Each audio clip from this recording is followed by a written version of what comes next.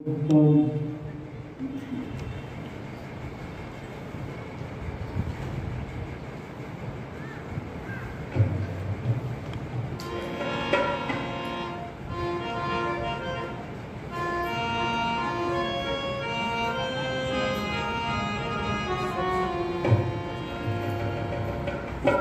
आइए सभी एक मिनट के लिए सीधे होकर के बैठेंगे। कमर गर्दन सीधी करके बैठने से भी बुद्धि बढ़ती है। कमर गर्दन सीधी करके बैठने से भी बुढ़ापा नहीं आता, कमर नहीं झुकती। तो एक मिनट के लिए आप मेरे साथ जुड़ेंगे, फिर अपने आप सुविधा अनुसार आप बैठेंगे।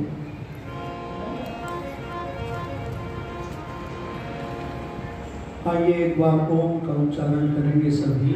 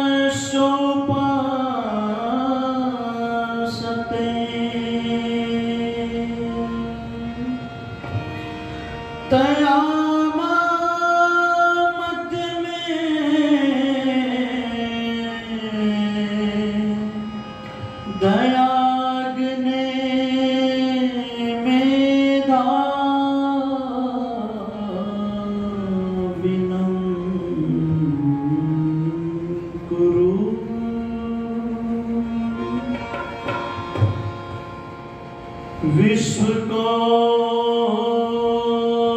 अमृत पिला, विष आचमन तुमने किया है। राष्ट्रहित तप त्याग संयम का चयन तुमने किया है। देह की संविदा बना और प्राण घृत की आहुति दे। धन्य ऋषि वर धन्य जीवन का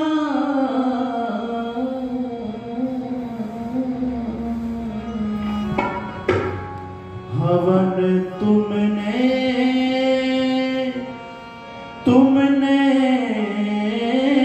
किया है।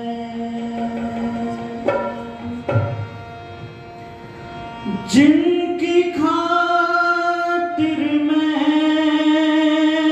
ऋषि ने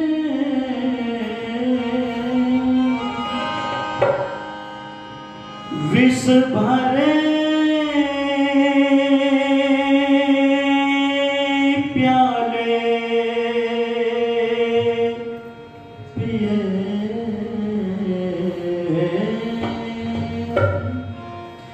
जिनकी खातिर मैं ऋषि ने विष भरे प्याले पिए, वो सभी कुछ भूल बैठे उसने जो एहसान किए।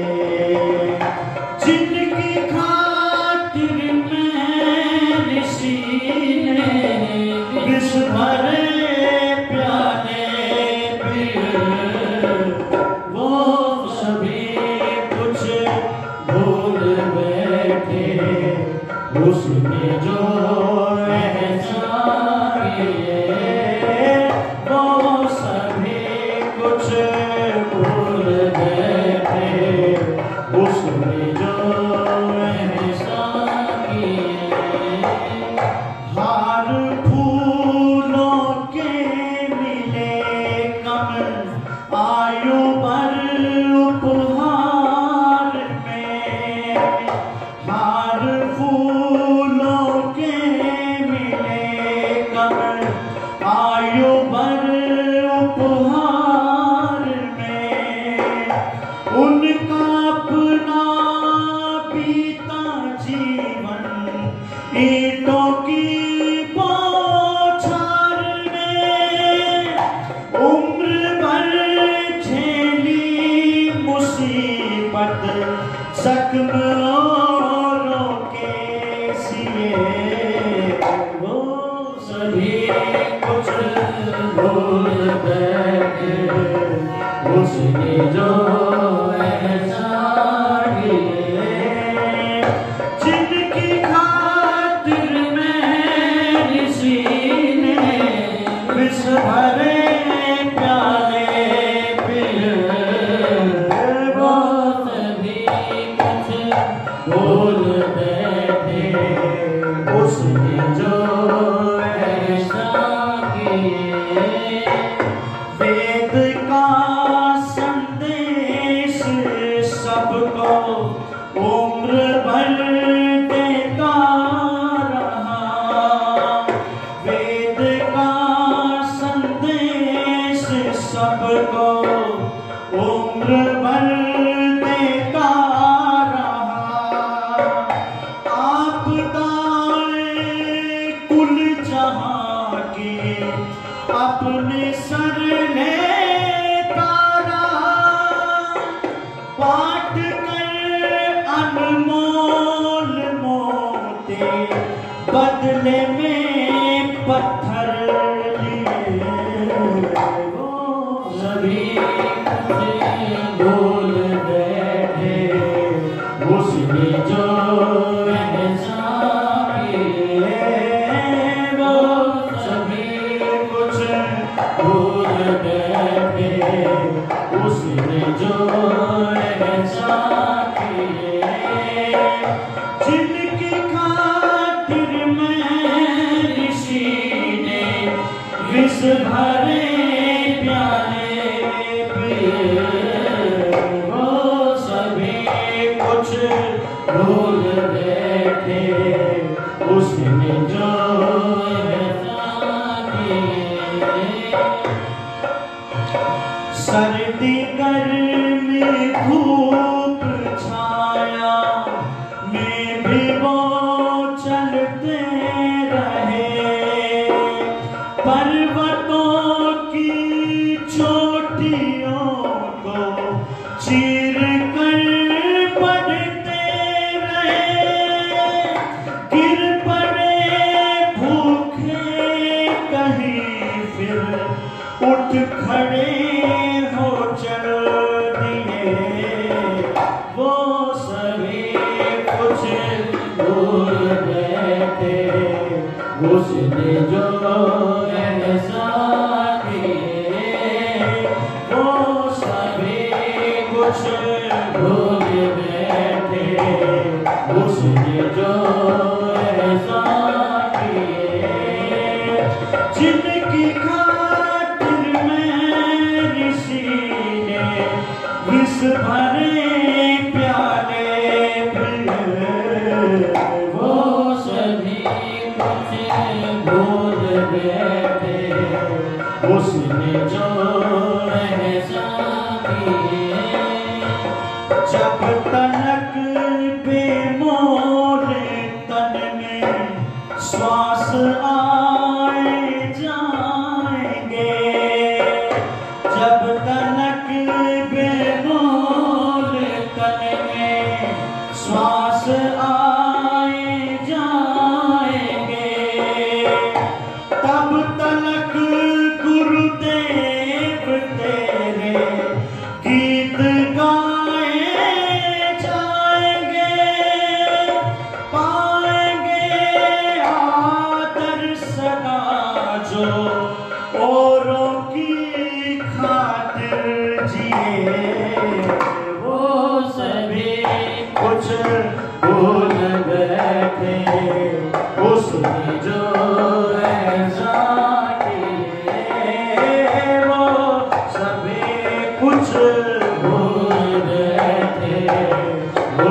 जो ऐसा किए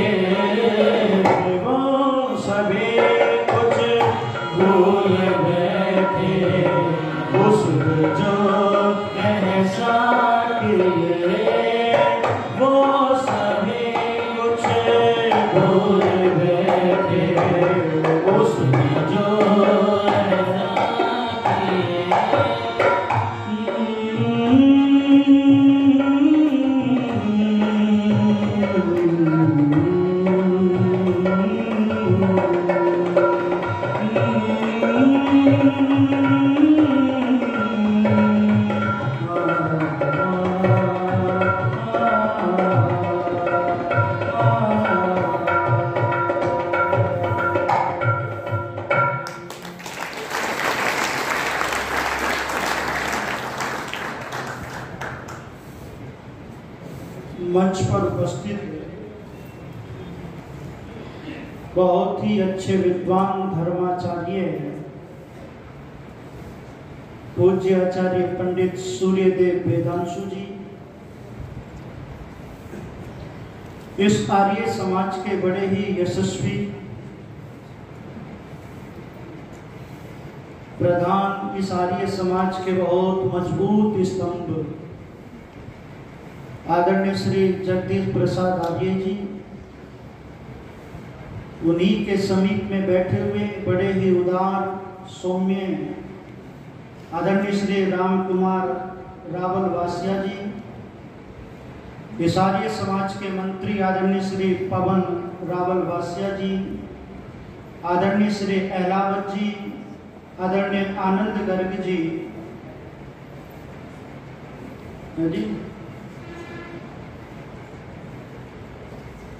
आदरणीय श्री बनारसी दास जी मुझे सम्मानित कर रहे हैं, उनका भी धन्यवाद। मेरठ से हमारे बीच में समागत बहुत ही उच्च कोटि के विद्वान पूज्य आचार्य श्री पुनीत शास्त्री जी, भाई सुरेंद्र जी, आर्य समाज के समस्त पदाधिकारीगण, आज मैं सोच रहा हूँ आज अंतिम दिवस है, 4 दिन कैसे व्यतीत हो गए पता नहीं चला। और आज मन में बहुत सारे भजन उठ रहे, पता नहीं कौन कौन से सुनाऊं, कौन कौन से ना सुनाऊं। हाँ, माता जी बोल रही थी, बहुत अच्छी बात है। ये तो बहुत ही अच्छी बात है कि 8 दिन का ये कार्यक्रम होना चाहिए अगली बार, ऐसा माता जी की इच्छा है, बहुत अच्छी इच्छा है। 8 दिन के तो कार्यक्रम चलते भी हैं।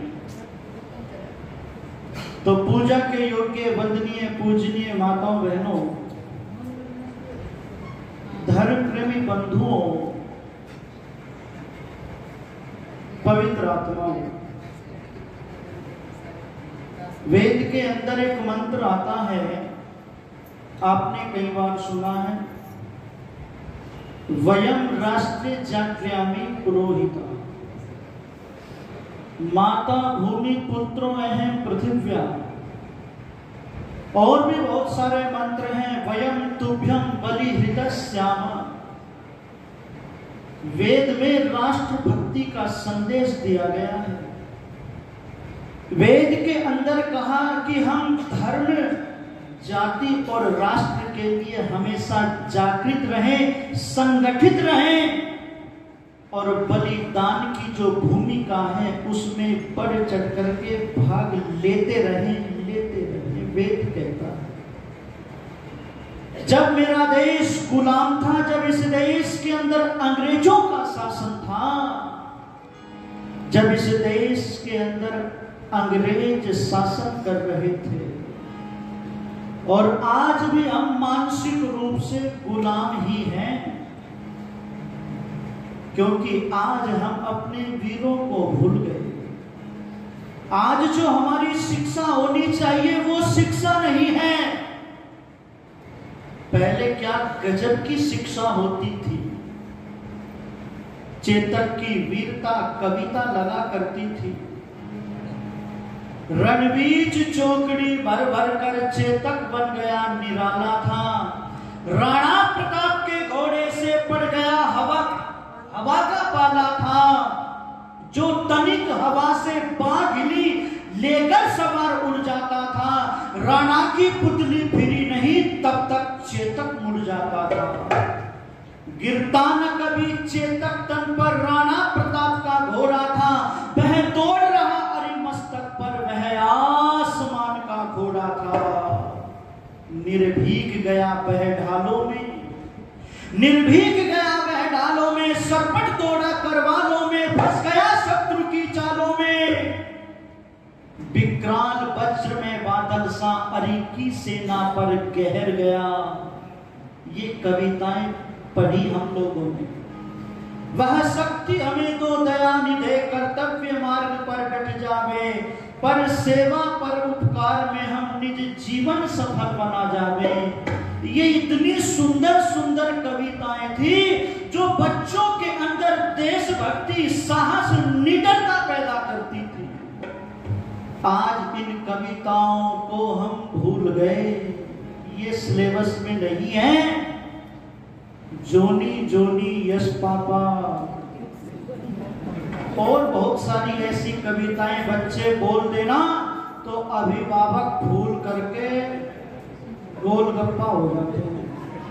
जाने कितना बड़ा तीर मार दिया है, कितनी बढ़िया बात याद कर दी। निवेदन करना चाहता हूं, ये कविताएं हमारे जीवन के अंदर राष्ट्रभक्ति पैदा करती थी। और जिसके जीवन के अंदर राष्ट्रभक्ति नहीं है वो जीवन कोई जीवन नहीं है। हमारा राष्ट्र के प्रति क्या कर्तव्य है ये हमें बोध होना चाहिए। जिस राष्ट्र में हम पैदा हुए हैं कहीं हम उस राष्ट्र के साथ में गद्दारी तो नहीं कर रहे। राष्ट्रभक्ति सैनिक ही करेगा, हमारा कोई कर्तव्य नहीं है। संकट की घड़ियों में इस देश के लोगों ने माला को छोड़ करके भाला लिया है। भाला ऋषिवर देवदयानंद जी को देख लो, साधना उपासना छोड़ करके राष्ट्रभक्ति का पाठ पढ़ाया उस ऋषि दयानंद जी महाराज ने। मैं कहा करता हूं, क्या ये देश उन्हीं का है जो युद्धों में मर जाते हैं? हरिओम पवार जी की पंक्तियां। क्या ये देश उन्हीं का है जो युद्धों में मर जाते हैं, अपना लहू बहाकर टीका सरहद पर कर जाते हैं? अरे ऐसा युद्ध वतन की खातिर सबको लड़ना पड़ता है। संकट की घड़ियों में सबको सैनिक बनना पड़ता है। जो भी कौम वतन की खातिर मिटने को तैयार नहीं, उसकी संतति को आजादी जीने का हकदार नहीं। उसकी संतति को आजादी जीने का हकदार नहीं। किसके कितने लाल सलोने सीमा पर छिन जाते हैं, किसके कितने लाल सलोने सीमा पर छिन जाते हैं। गुरु गोविंद सिंह के बेटे दीवारों में छिन जाते हैं। उद्धम डायर से बदले का दीवाना हो जाता है।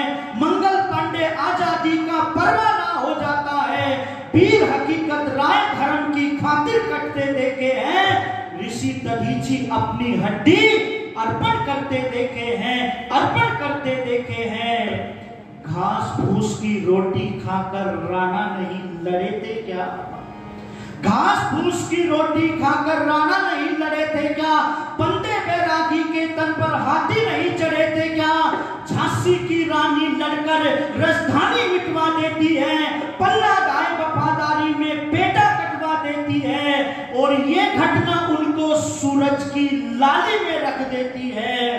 हाड़ी रानी शीश काटकर थाली में रख देती है, हाड़ी रानी शीश काटकर थाली में रख देती है। वीर भोग्य वसुंधरा, ये धरती वीरों की है। इस धरती ने जो बलिदान दिए हैं, हरियाणा की भूमि, राजस्थान की भूमि, ये बलिदान देने में पीछे नहीं रही है। हरियाणा नाम चले सारे आम, यो ठावे तबाही उठाइए इस देश की मिट्टी में। इसलिए मैं चर्चा करने लगा हूं कि ऋषिवर देवदयानंद जी महाराज ने कहा था, जब ये देश गुलाम था, उस ऋषि ने कहा था, यते महीश्वराज्य, ये वेद का मंत्र बोल करके कहा कि अपने देश में अपना राजा सर्वोपरि और सर्वोत्तम होता है। ऋषि ने सबसे पहले स्वराज्य शब्द दिया। और कैसे मिली ये आजादी?